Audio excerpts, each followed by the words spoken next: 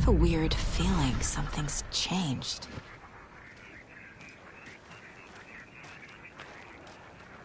Another charm for my bracelet.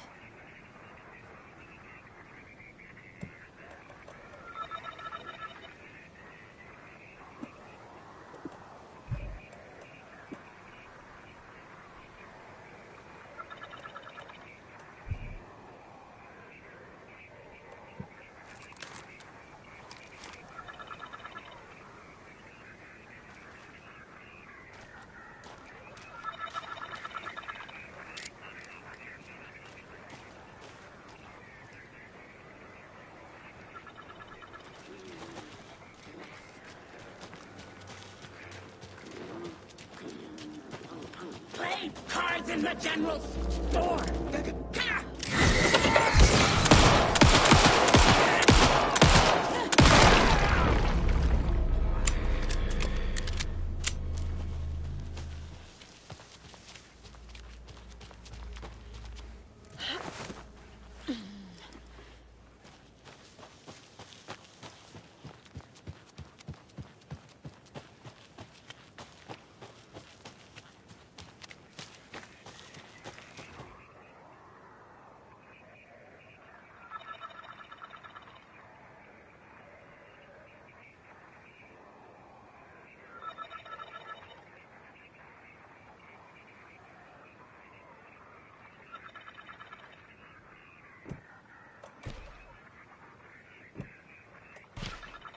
Sure.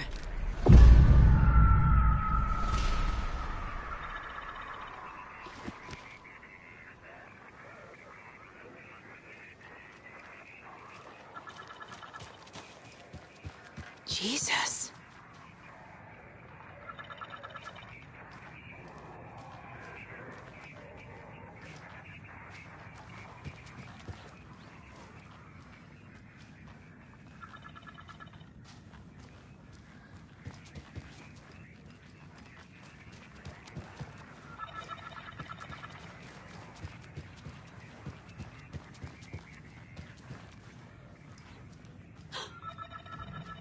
Another charm. Good thing Logan made me this bracelet.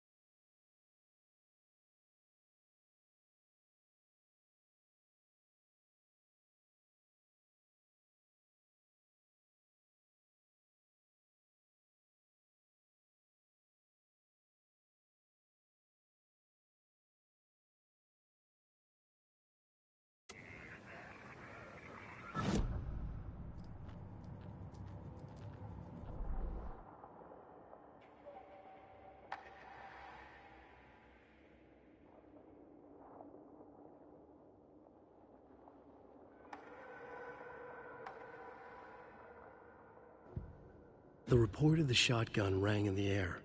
The enemy fell. Saga felt a surge of new energy. She'd been dead tired before, but was ready for more now.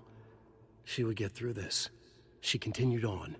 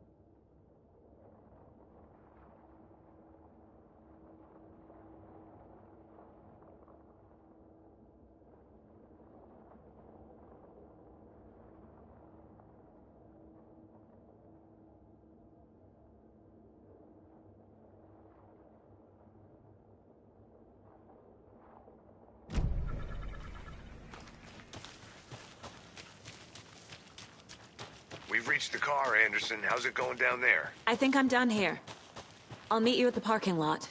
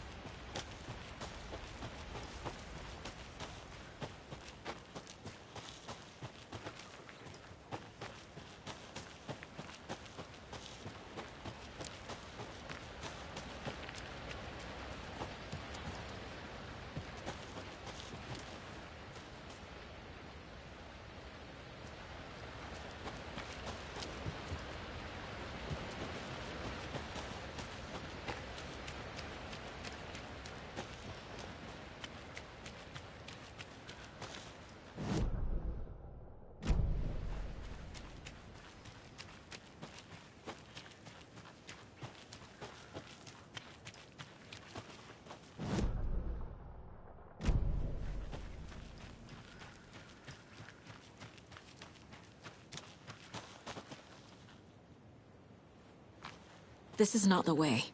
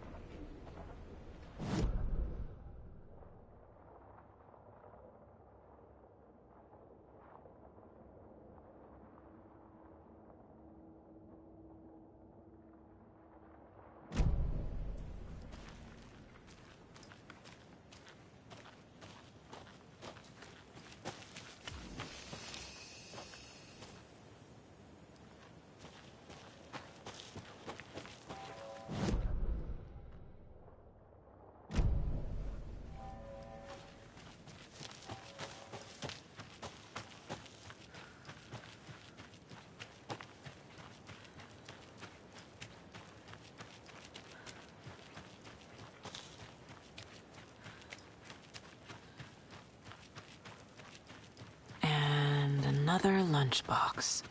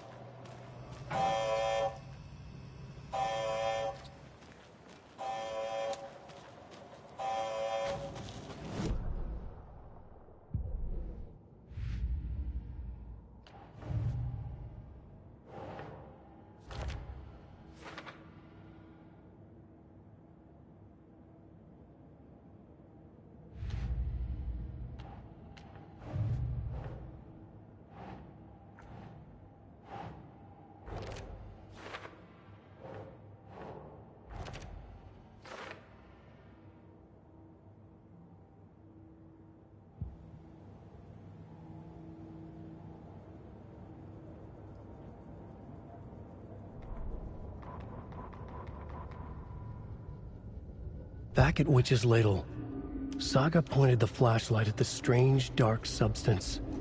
The same substance Nightingale had left at the morgue. There was something hidden under it. She strained to see. The opposite of sunspots in her eyes. Blacker than black. Suddenly a change. The light reacted to the substance.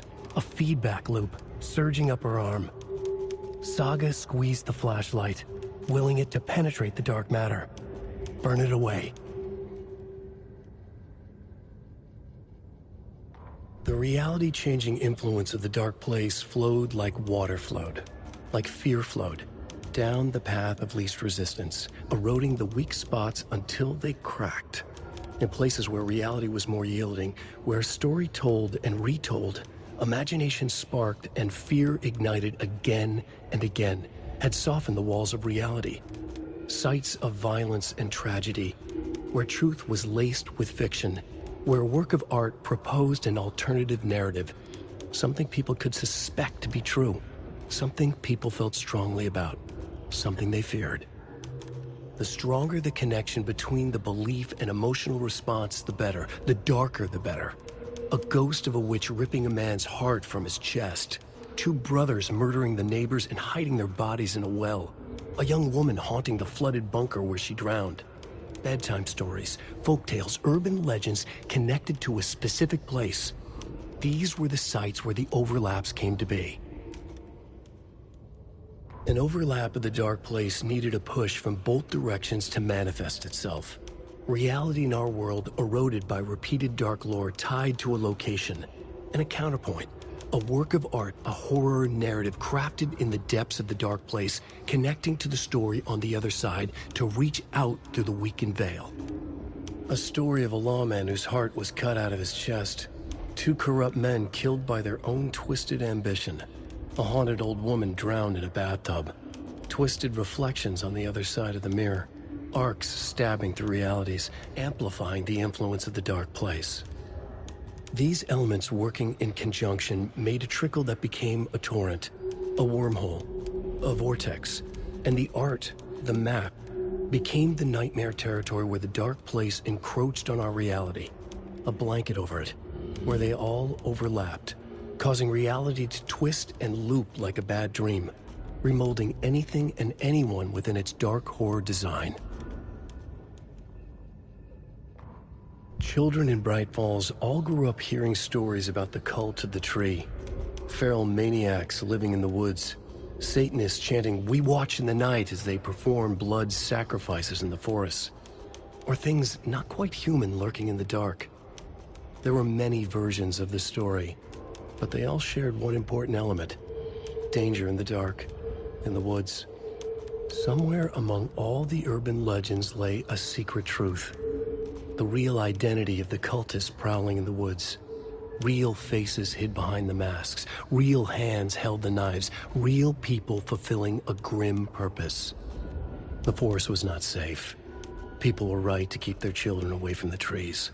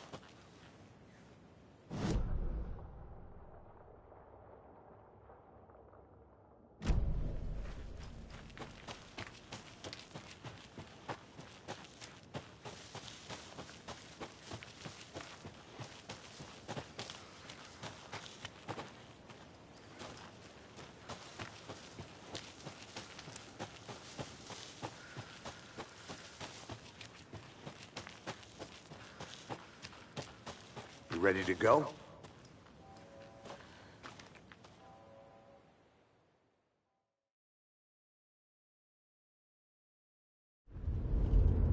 Mr. Wake, we're taking you back to our field office in Bright Falls. You can freshen up there, and then we'll talk properly.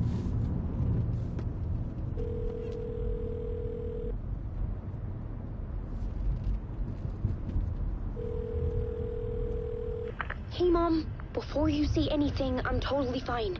Don't freak out. Dad shouldn't have even texted you. Logan? No one texted me. What's going on? I'm totally fine. I slipped, that's all. God, it's not the end of the world. Put your father on the phone. Okay. Dad, it's Mom. Don't worry, hon. Logan slipped in the shower and bumped her head. She has a slight concussion, but I'm keeping an eye on her. Lucky I heard her fall. She could have drowned.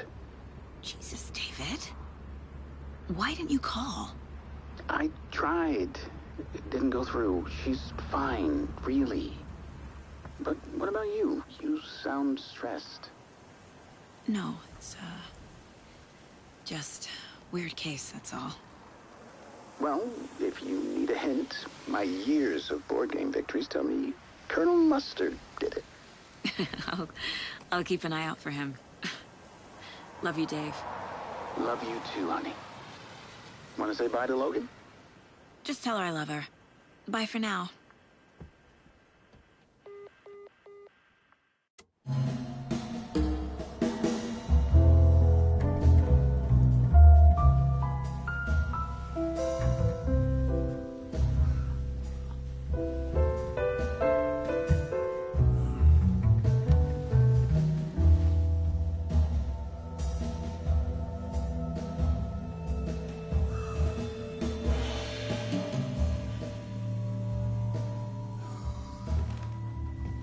Is there anyone you'd like us to reach out to, Mr. Wake? You've been gone a long time. No. No. They'd be in danger. It'll come for me. Okay, let's talk about something else. Robert Nightingale. Do you know him? You were both here in 2010. The Dark Presence got him back then. That's the last time I saw him. 13 years. Fuck me. Tell us about the pages. You had what looks like a title page with you. Return. Is this the name of the story on these pages? The writer's name has been scratched out pretty violently, but your name can still be made out underneath.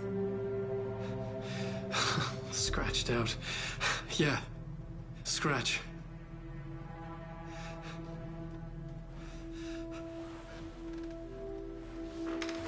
Did you write these pages, Mr. Wake? I'm trying to remember. It's a crazy jumble, like a nightmare. It doesn't make sense.